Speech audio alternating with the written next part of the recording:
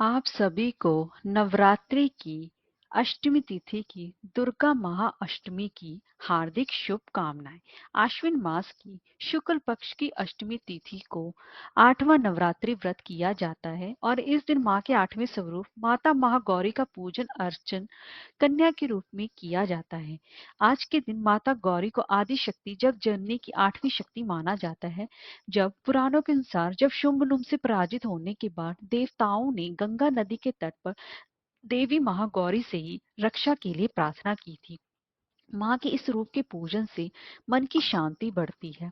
माता के स्वरूप को अन्नपूर्णा ऐश्वर्य प्रदायिनी भी कहा जाता है। दोस्तों, आज की हम इस वीडियो में बात करेंगे कि माता महागौरी की पूजा विधि, रंग, मंत्र, फूल, भोग, उपाय और इसी के साथ साथ माँ दुर्गा की अष्टम स्वरूप की महागौरी की पावन कथा श्रवण करवा रही हूँ। तो चलिए वीडियो शुरू करते हैं। दोस्तों, अगर आपको हमारी वीडियो अच्छी लगी हो तो लाइक और शेयर करें और चैनल को सब्सक्राइब करना ना भूलें और कमेंट बॉक्स में जय माँ गौरी अवश्य लिखें। तो चलिए वीडियो शुरू करते हैं। दोस्तों, माता महागौरी की पूजा करने से साधक की सभी मनोकामनाएं पूर्ण होती हैं। माता महागौरी का रंग सफेद है और वह सफेद रंग से ही वस्त्रों से ही सुशोभित रहती हैं।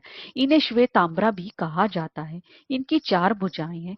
माँ का जो दाहिना हाथ है वो अभय मुद्रा और एक हाथ में माता त्रिशूल लिए हुए हैं। वही माँ बाएं हाथ में डमरू धारण किए हुए हैं और दूसरा हाथ माता का वर मुद्रा में है। माँ का वाहन वृषभ है और इन्हें वृषरूढ़ा भी कहा जाता है।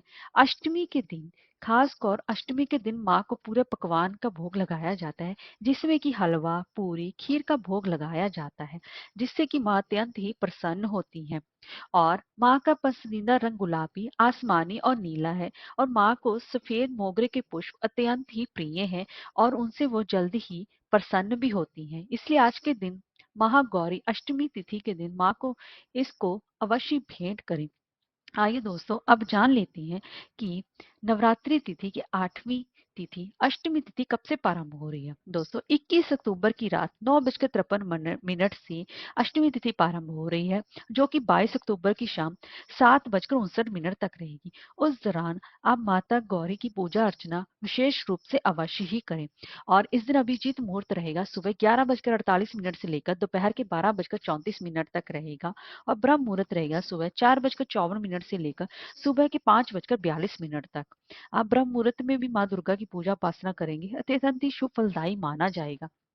तो दोस्तों, इस नवरात्रि पर एक स्वार्थ सिद्ध योग का भी योग बन रहा है, जो कि किसी भी मांगलिक कार्य के लिए और पूजा पाठ के लिए अत्यंत ही शुभ फलदायी माना जाता है। इससे माँ दुर्गा की विशेष कृपा अपने भक्तों पर बनी रहती है।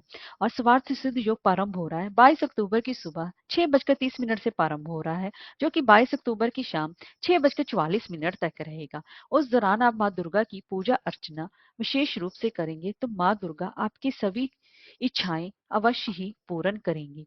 और दोस्तों, कन्या पूजन के मुहूर्त के लिए समय रहेगा सुबह 7:51 से लेकर सुबह के ही 10:41 तक, जो कि अष्टमी तिथि की पूजा का शुभ मुहूर्त है। और कुछ लोग शाम को भी कन्या पूजन करते हैं, तो इसके लिए आप शाम को 5:45 से लेकर रात के 8:55 तक रहेगा। उस दौरान भी आप माता की पूजा अर्चना अवश्य। दोस्तों, एक विशेष पूजा जो संधि काल पूजा की जाती है, वह अष्टमी तिथि के समापन और नवमी तिथि के आरंभ होने से पहले की जाती है। तो उसमें आप रात उसका मुहूर्त है रात के 7:35 से लेकर रात के 8:22 तक। उस दौरान आप माँ दुर्गा की विशेष रूप से पूजा अर्चना अवश्य ही करें। वैसे तो अष्टमी के दिन सभी मुहूर्त सर्वश्रेष्ठ माने जाते हैं। इनमें से आप किसी मुहूर्त में आप कन्या पूजन अवश्य ही कर सकते हैं।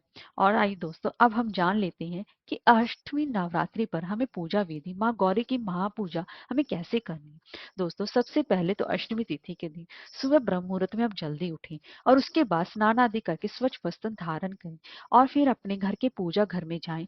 तो वहां पर सबसे पहले आप गंगा जल से पूजा घर को शुद्ध कर लें और फिर उसके बाद सबसे पहले प्रथम गणेश जी का पूजन अर्चन करेंगे और वहां पर आपने कलश स्थापना की है, अब आप कलश स्थापना की पूजा अर्चन करेंगे और फिर अन्य सभी देवताओं का आह्वान करेंगे और फिर माता महागौरी का विशेष रूप से आप श्रृंगार करेंगे, उनका स्नान कराएंगे और इसके बाद आप माता को उनके प्रिय श्वेत फूल, अक्षत, पान, सुपारी, फल और खीर का निवेद्य यानी कि भोग अर्पित अवश्य ही करेंगे।